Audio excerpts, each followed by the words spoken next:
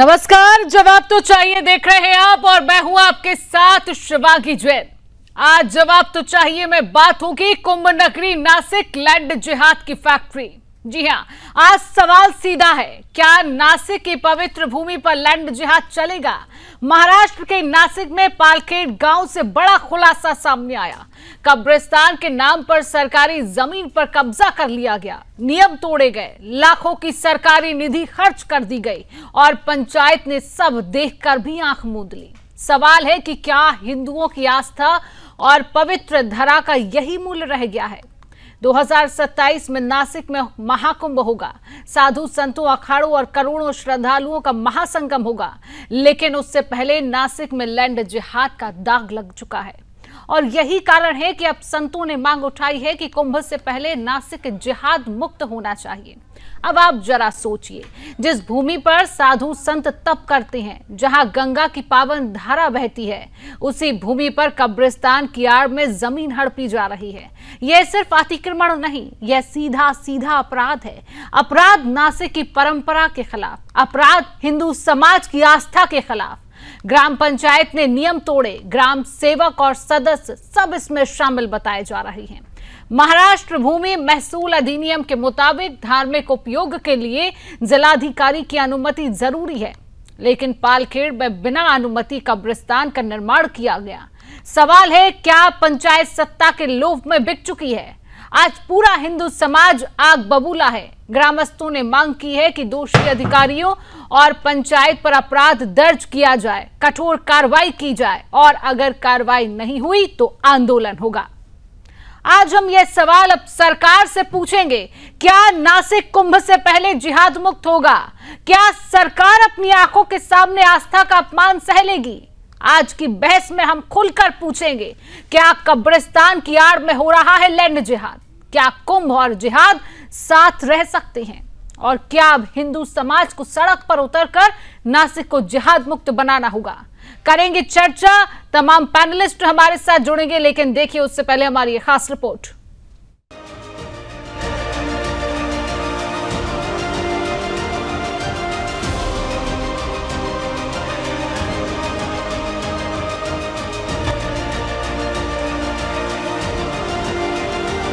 नासिक, जहां 2027 में भव्य कुंभ का आयोजन होना है, जहां हर आस्तिक अपने धर्म और आस्था के साथ पवित्र स्नान करेगा, लेकिन इसी नासिक की पावन भूमि पर अब लैंड जिहाद का दाग लग गया है। पालखेड़ गांव में कब्रिस्तान के नाम पर सरकारी जमीन हड़प ली गई, नियम ताक पर रखे गए और पंचायत ने भी मिलीभगत से आंखें मूंद ली। सवाल बड़ा है, क्या पवित्र नासिक कुंभ से पहले भी जिहाद की राजनीति का अड्डा बनेगा? साधु संतों की मांग है, नासिक जिहाद मुक्त होना चाहिए। आज सवाल सिर्फ जमीन के एक टुकड़े का नहीं है, आज सवाल है पवित्र नासिक की आत्मा पर चोट का। पालखेड़ गांव में जिस तरह कब्रिस्तान के नाम पर सरकारी जमीन को कब्जा कर लिया गया, वो सिर्फ अतिक्रमण नहीं बल्कि सुनियोजित लैंड जिहाद है। ग्राम पंचायत के सरपंच, उप सरपंच, ग्राम सेवक और सदस्यों ने नियमों को धता बताते हुए मुस्लिम समाज को कब्रिस्तान के नाम पर छूट दी। महाराष्ट्र भूमि महसूल अधिनियम साफ कहता है कि सरकारी जमीन का धार्मिक इस्तेमाल जिलाधिकारी की अनुमति के बिना नहीं हो सकता, लेकिन यहाँ खुलेआम नियम तोड़े गए। सवाल है, क्या यह लापरवाही है या जानबूझकर राजनीतिक सौदेबाजी? स्थानीय लोग साफ आरोप लगा रहे हैं कि सत्ता के लोभ में पंचायत ने पवित्र भूमि को दांव पर लगा दिया। यह सिर्फ गलती नहीं बल्कि गुनाह है। गुनाह नासिक की धरा के खिलाफ, गुनाह उस परंपरा और आस्था के खिलाफ जिसे नासिक सदियों से ढोता आ रहा है। और अब इसे साधु संतों ने भी राष्ट्रीय मुद्दा बना दिया है, क्योंकि 2027 में यही होगा कुंभ मेला, जहां करोड़ों हिंदू संत, श्रद्धालु और अखाड़े जुटेंगे। सवाल सीधा है, क्या तब तक नासिक जिहाद की राजनीति से मुक्त होगा? साधु संतों की मांग है, नासिक की पवित्र धरा पर किसी भी तरह का जिहाद बर्दाश्त नहीं होगा। क्या सरकार इतनी कमजोर है कि अपने ही नियमों को लागू नहीं कर सकती? क्या प्रशासन इतना दबाव में है कि समाज विशेष को खुश करने के लिए पूरे महाराष्ट्र की आस्था से खिलवाड़ कर सकता है? आज देश का हर राष्ट्रवादी नागरिक पूछ रहा है, कब्रिस्तान के नाम पर सरकारी जमीन क्यों हड़पी गई? क्या हिंदुओं के लिए कोई कानून नहीं? क्या उनकी आस्था और संस्कृति का कोई मूल्य नहीं? यह सिर्फ नासिक की लड़ाई नहीं है, यह लड़ाई पूरे भारत की है। कुंभ और जिहाद साथ नहीं रह सकते।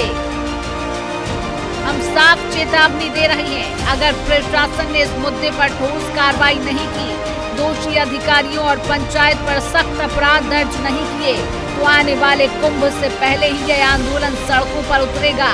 साधु संतों ने ऐलान कर दिया है, नासिक को जिहाद मुक्त करना ही होगा। अगर सरकार ने देर की तो यह सिर्फ कानूनी लड़ाई नहीं, बल्कि हिंदू समाज का महासंग्राम होगा। Bureau report, Sudarshan news.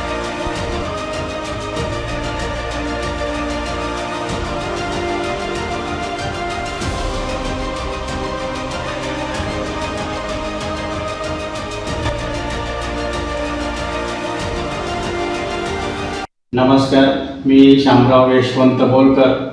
मी राहणार पालखेड बंधारा तालुका दिंडोरी जिल्हा नाशिक. इथे जे ग्रामपंचायतीने मुस्लिम समाजाने मुस्लिम समाजाच्या दखलंदाजीच्या नावाखाली 326 ह्या गटावर केलेल्या अतिक्रमणाबाबत मी माननीय जिल्हाधिकारी यांना पत्रव्यवहार. गांव पर जो काम हुआ है वो अतिक्रमित गट पे काम हुआ है. हमने सरकार से और प्रशासन से गुहार लगाई. हम प्रशासन के पास गए, सब अधिकारी को हमारी परिस्थिति दिखा दी है कि ये अतिक्रमण गट पे काम हुआ है. लेकिन जिला कलेक्टर साहब ने भी देखा है, वो भी उस पर उसने अपना आदेश पारित किया है. लेकिन उसका आदेश वो जो निचले स्तर के अधिकारी है वो मानते नहीं है. इसलिए हमने बार बार उनसे संपर्क किया है, लेकिन गांव का मुखिया या एमएलए उसके साथ है ऐसा हमको लगता है, क्योंकि वो जो काम नहीं कर रहे इसका अर्थ ये होता है तो उसका कुछ मिली भगत हो रहा है, और इसलिए वो जो अतिक्रमण है वो निकल नहीं रहे. हमको ऐसे लगता है कि जिस गट नंबर पे काम मंजूर हुआ है उस गट नंबर पे काम हुआ क्यों नहीं, यह हम सरकार से. गांव पर जो काम हुआ है वो अतिक्रमित गट पे काम हुआ है. हमने सरकार से और प्रशासन से गुहार लगाई. हम प्रशासन के पास गए, सब. तो रिपोर्ट आपने देखी, इसी विषय पर करेंगे चर्चा. तमाम पैनलिस्ट हमारे साथ मौजूद है. जल्दी से परिचय आपसे करा देती हूँ. हमारे साथ सनातनी विचारक जुगल किशोर कायल जी जुड़ चुके हैं. जुगल किशोर जी, बहुत बहुत स्वागत है आपका. हमारे साथ स्थानीय हिंदू मित्रानंद रघुनाथ जाधव जी जुड़ चुके हैं. जाधव जी, आपका बहुत बहुत स्वागत. सकल हिंदू समाज से प्रवक्ता हमारे साथ गजू गोड़के जी जुड़ चुके हैं. गजू जी, आपका बहुत बहुत स्वागत. और हमारे साथ महाराष्ट्र से बजरंग दल से भास्कर भगत जुड़ चुके हैं. भास्कर भगत जी, आपका भी बहुत बहुत स्वागत. और मुस्लिम स्कॉलर हमारे साथ इतू खान जुड़ चुके हैं. इतू खान साहब, आपका बहुत बहुत स्वागत. और चर्चा की शुरुआत इतू खान जी आपसे ही करूंगी. देखिए, जिस तरीके से सरकारी जमीन को कब्जाया जा रहा है लैंड जिहाद के जरिए, क्या ये इस्लामिक शिक्षाओं के अनुरूप है? जवाब दीजिए इसका. आया क्या आवाज? इतू खान जी, अब तक मेरी आवाज पहुंच रही है?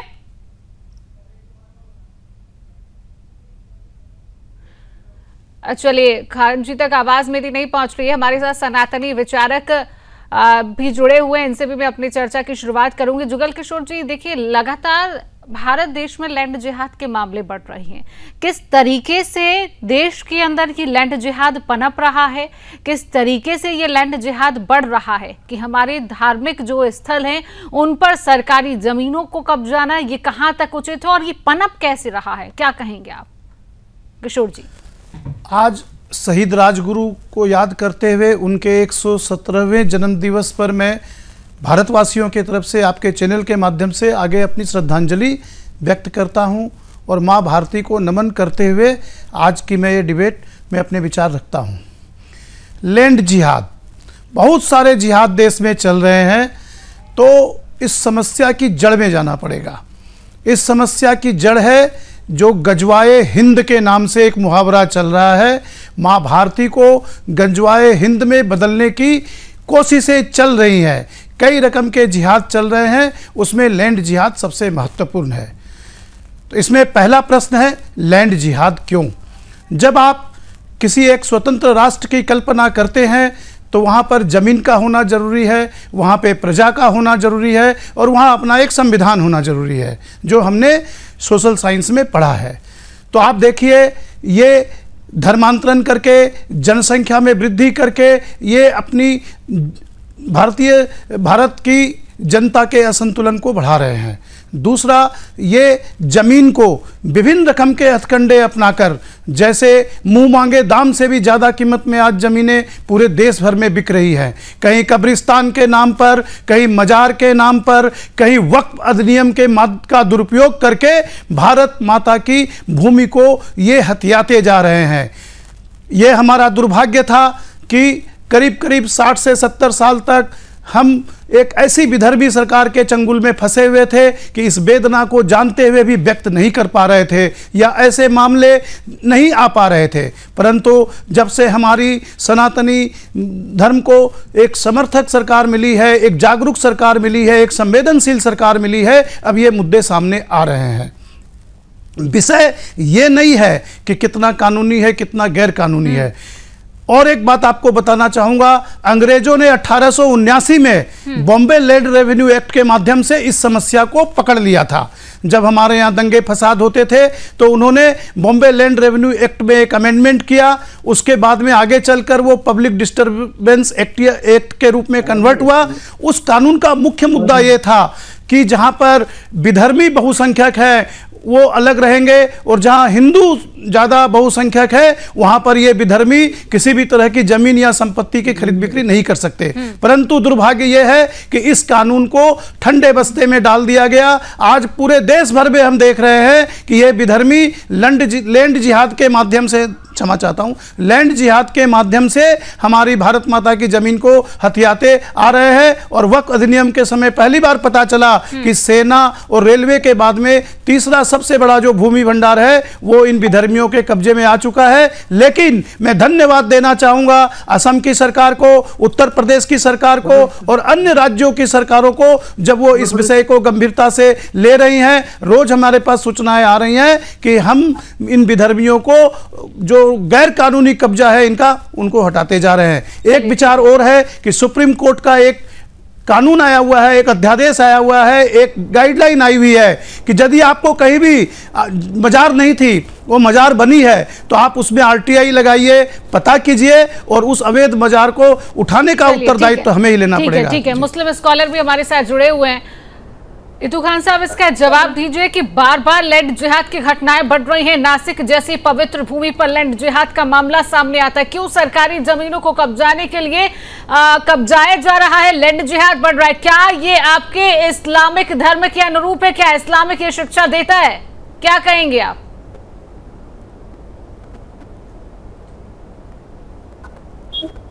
खान साहब, आवाज आप तक पहुंच रही है मेरी?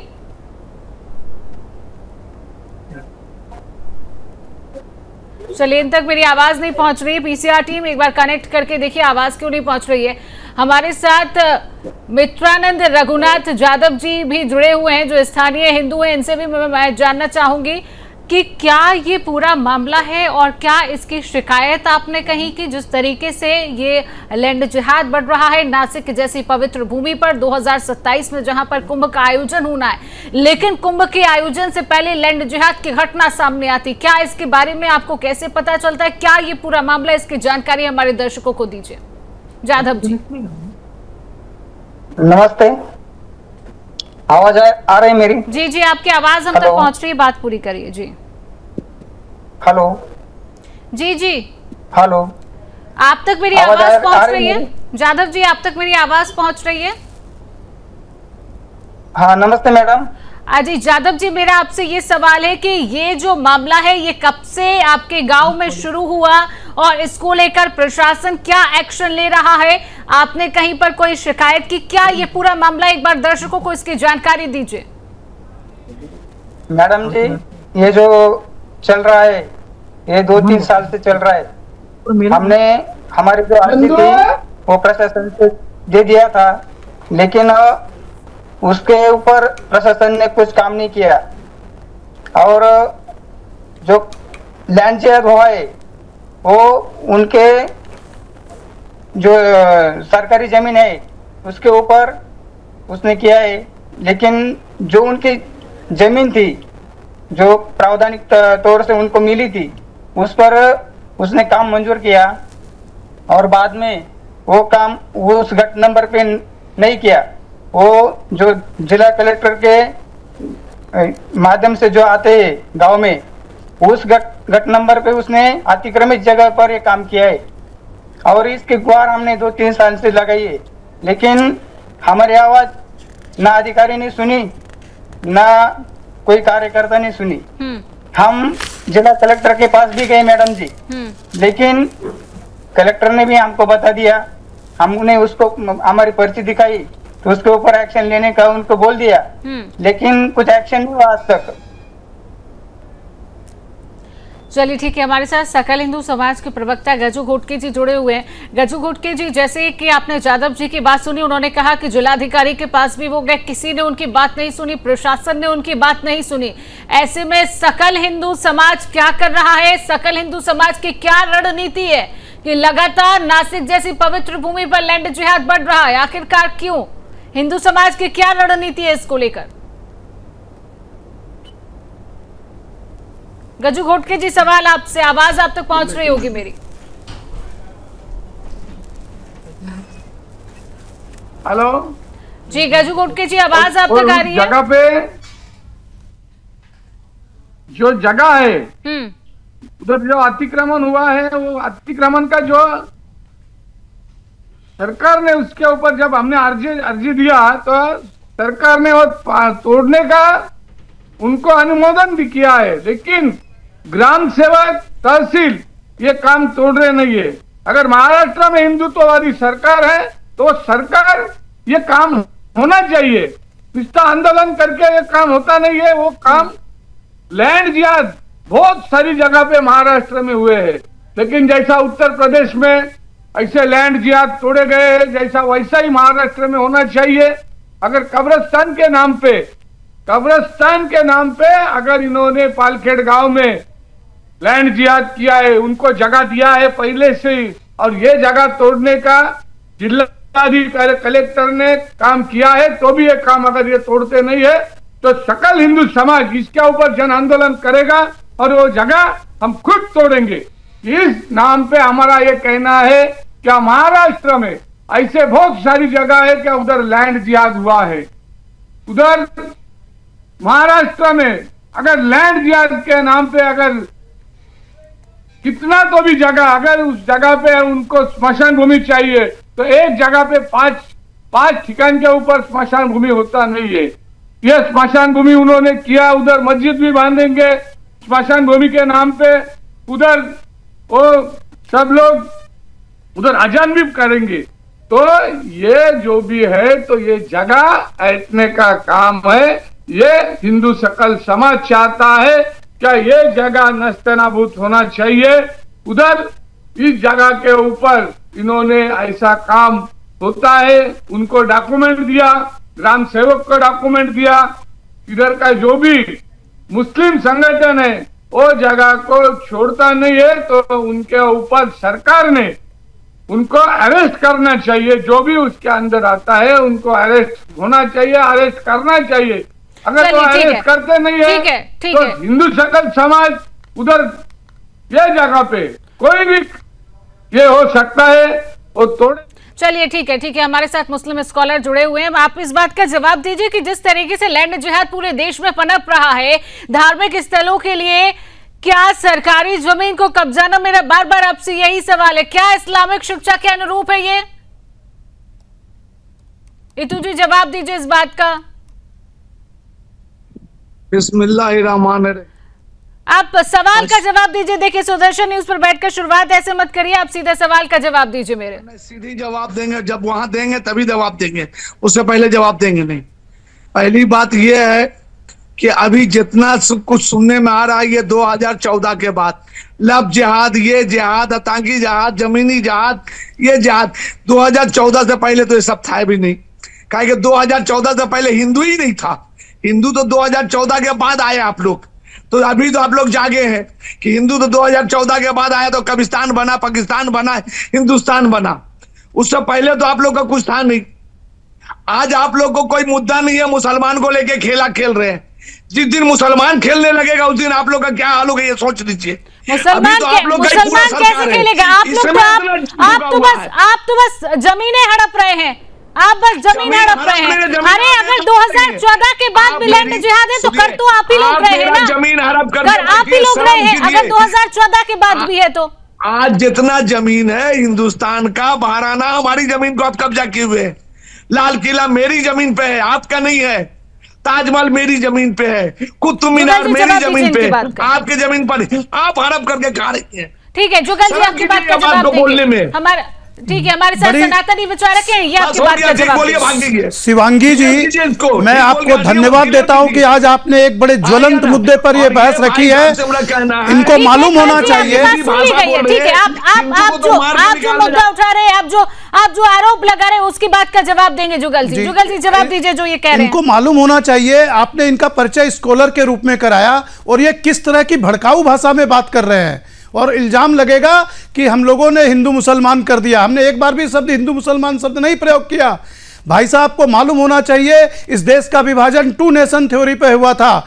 इंडियन इंडिपेंडेंस एक्ट के हिसाब से जो हिंदू और सनातनी थे वे भारत भूमि के हकदार थे, जो विधर्मी थे वो पाकिस्तान जाने को थे। और इसी आधार पर जब इंडियन सिटीजनशिप एक्ट बना तो 1950 के बाद जो भारत में जन्म लेगा उसे भारत की नागरिकता मिलेगी। अर्थात 47 से जो 50 का 3 वर्ष का जो कार्यकाल रखा गया था वो शायद यह सोचकर रखा गया था कि इस दरमियान हमारी जनसंख्या का हस्तांतरण हो जाएगा। इनको कोई अधिकार नहीं है कि मेरी भारत माता पर अवस्थित लाल किला या कोई, ये सब जो इनके लिए एक इनेमी प्रॉपर्टी एक्ट बना हुआ है ये उसमें है, इनका कोई हक नहीं है। ये यहां पर यदि अपने आप को मुसलमान या 2 नेशन थ्योरी में इस्लामिक ग्राउंड पर अगर बात कर रहे हैं तो मैं इनकी बात को सिरे से खारिज करता हूं। यह हमारे महात्मा गांधी की दयालुता थी, हमारे नेताओं के तत्कालीन नेताओं की दयालुता थी जो उन्होंने कहा कि आप जहां पर हैं वहां लागू हो जाए। और एक बात आपको बताना चाहता हूं, यह शोध का विषय है कि इंडियन इंडिपेंडेंस एक्ट के बाद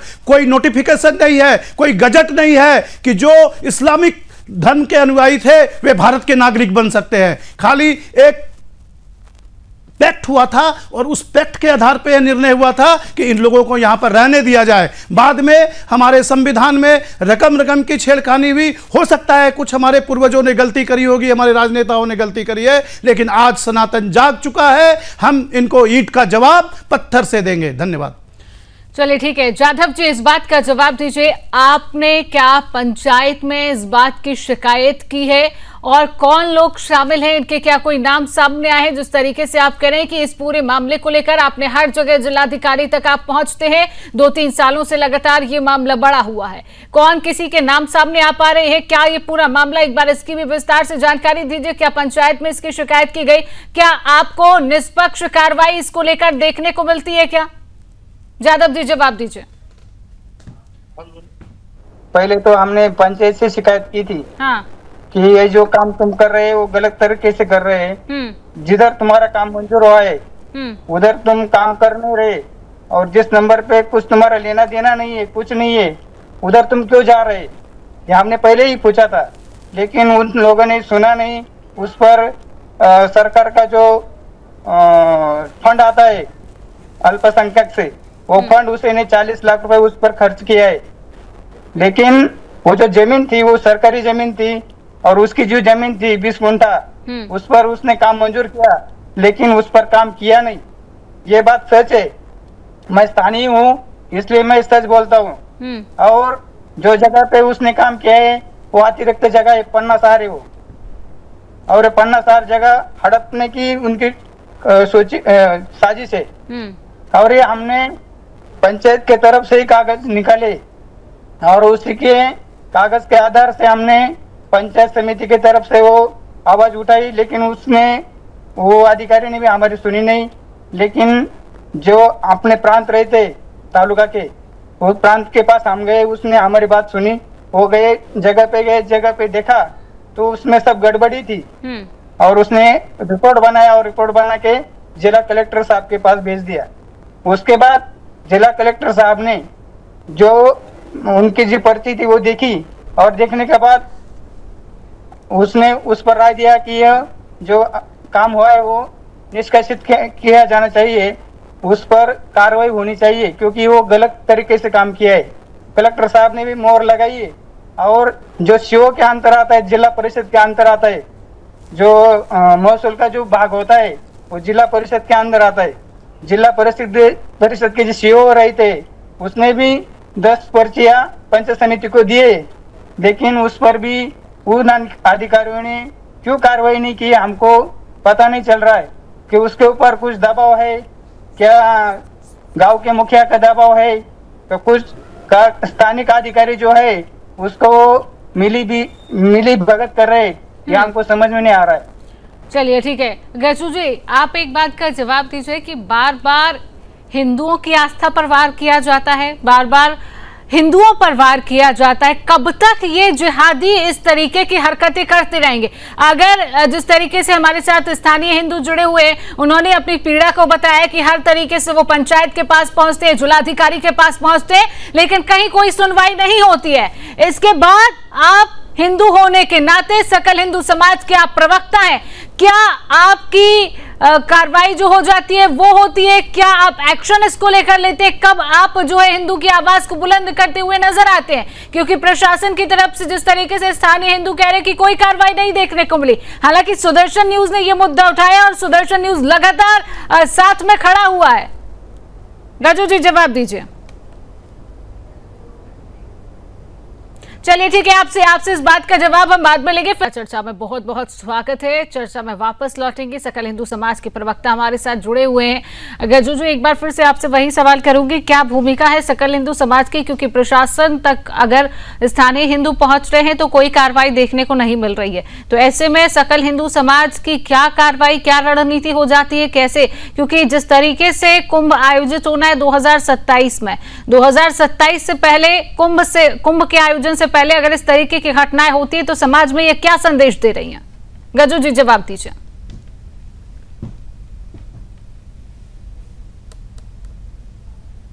गजू जी आवाज पहुंच रही है आप तक?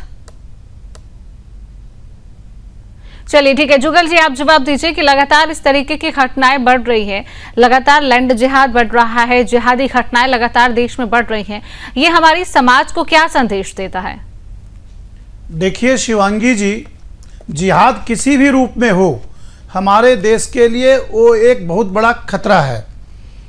मैं आज के विषय पर यह कहना चाहूँगा कि आपको वोट का अधिकार मिला, आपको यहाँ रहने का अधिकार मिला, आपको यहाँ राशन मिला, सारी सुविधाएं आपको दी जा रही हैं, लेकिन आपने कभी भी अपने आप को देश की मुख्य धारा से जोड़ने में कहीं ना कहीं कोई कमी रखी है। आप बार बार इस्लामिक, ये कब्रिस्तान, सबसे बढ़िया उदाहरण चाइना है, जहां पर कि कब्रिस्तान मतलब कब्र करने की प्रथा को रोक दिया गया है वैधानिक रूप से। वहां पर जाकर आप मांगिए एक बार कब्रिस्तान के लिए 1 इंच जमीन, वहां नहीं मांगेंगे। बाकी अन्य देशों में भी बहुत सारी बातें हैं, तो गंभीर विषय है, इसमें सरकार को संज्ञान लेना चाहिए, अविलंब एक कानून बनाना चाहिए कि हिंदू बहुसंख्यक इलाकों में ये जो जमीन खरीद रहे हैं उस अधिकार से इनको किस तरह वंचित किया जा सकता है, संवैधानिक रूप से कानून बनाकर वहां पर इनको प्रवेश को कैसे रोका जा सकता है, ये आज की जरूरत है।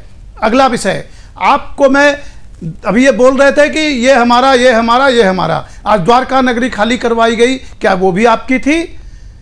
आज उत्तर प्रदेश में बहुत सारे स्थानों पर बुलडोजर चल रहा है, क्या वो भी आपका था?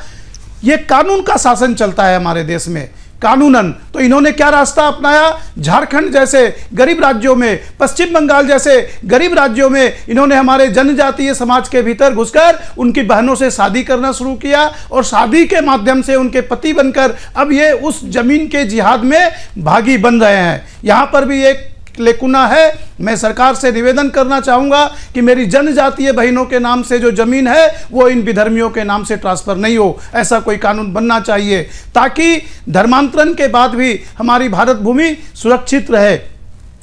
एक बात और यहाँ पर ध्यान देने की है कि सिर्फ दूसरे से अपेक्षा करने से कुछ नहीं होता है, हमें भी जागृत होना पड़ेगा, हमें भी इस विषय को और अधिक जागरूक ढंग से उठाना पड़ेगा, जैसे हमारे संत समाज ने चेतावनी दी है। आपके माध्यम से मैं ये बतलाना चाहूँगा कि जमीन जिहाद का यह जो ज्वालामुखी है हर सनातनी के दिल में धधक रहा है। जिस दिन यह लावा बनकर निकलेगा उस दिन एक स्थिति के लिए हम साक्षी बनेंगे। इसके पहले हम सभी के लिए, हमारे लिए, सरकार के लिए और इन विधर्मियों के लिए, तीनों के लिए चेतावनी का समय है। धन्यवाद।